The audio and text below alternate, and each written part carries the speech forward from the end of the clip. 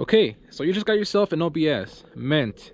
Nothing's ever been done to it, and now you want to make some power. Stay tuned and I'll show you how.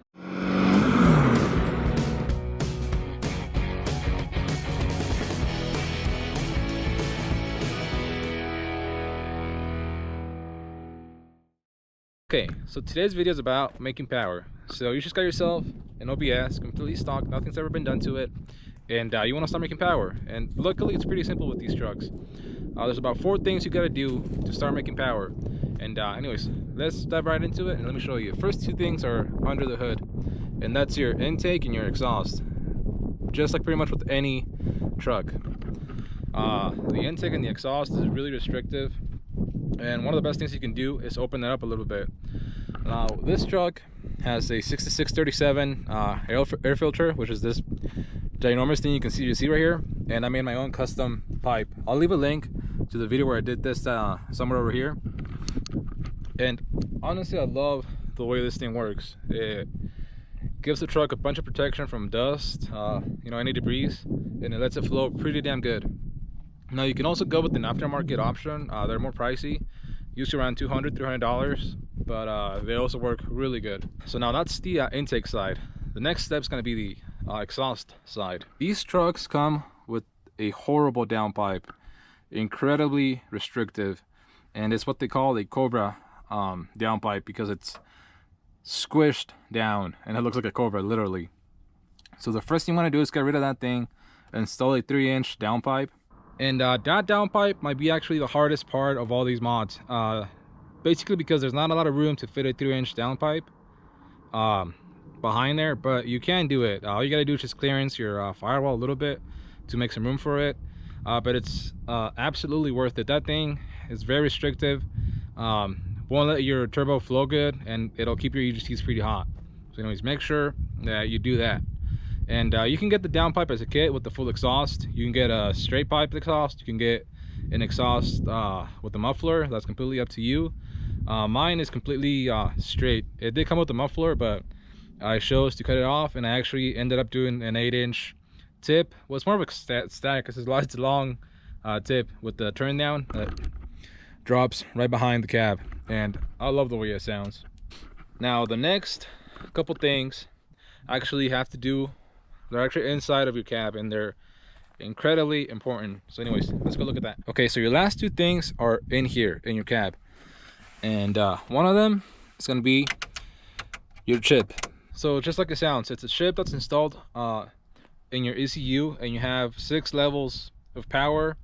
Well, mine has stock, high, idle, it has tow, daily, and some more high horsepower tunes. And this is pretty much what's gonna make your truck make power, and it's not gonna make a lot of power, and we'll get into that at the end of this video.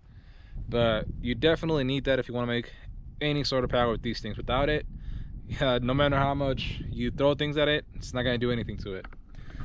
Now after you got those 3 things to start off with, the most important thing that you can get is your gauges. These things are incredibly important, especially if you want to keep your truck in one piece. If you don't want to blow up your engine, you need gauges. Now my truck is a manual, so what I have is fuel pressure, pyro, and boost. Okay, so now let me explain to you a little bit more what all the gauges actually are. Okay, so your fuel pressure, that one's pretty self-explanatory. That tells you how much pressure your fuel pump is pumping out. And I have an e-fuel kit, and they like seeing that. What they recommend is about 60 to either 65 or 75. I can't remember, but mine's right around 65. The next one's going to be your pyro. So now what this one tells you is your EGTs, so your exhaust gas temperatures. This one's telling you basically how hot your exhaust, like it sounds, is getting. So basically that kind of means how hot your turbo's getting, and basically everything in your cylinder and past it, how hot all that's getting. And you definitely don't want to get too hot because you can mess up a lot of things. The last one that I have is turbo boost, and also that one's pretty self-explanatory, other than being the most fun gauge to watch, because it's actually the one that pretty much moves the most. It helps keep an eye on your turbo. Make sure you're not overspinning it.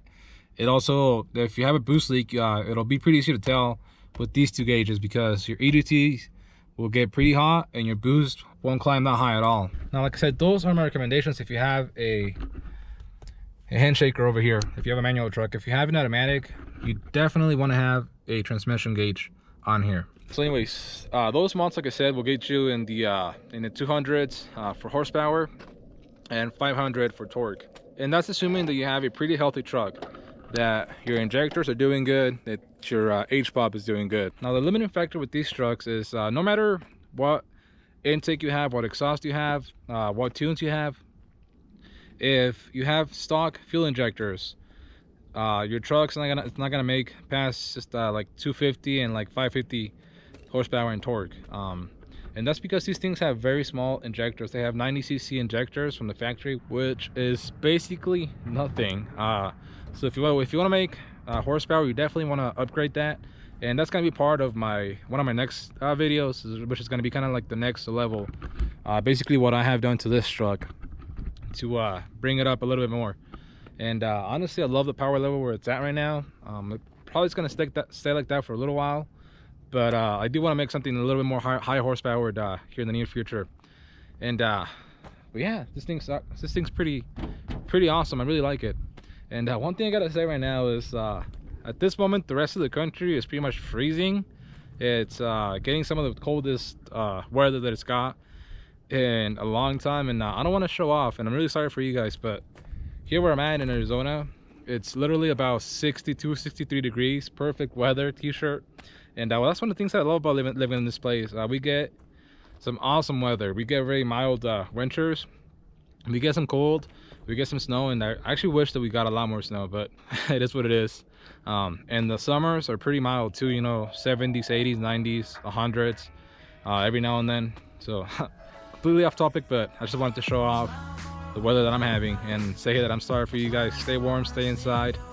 And that's pretty much going to be it for this video. Make sure you hit the like button, leave me any questions, send me any DMs to my Instagram, and we'll see you for the next one. Don't forget to subscribe.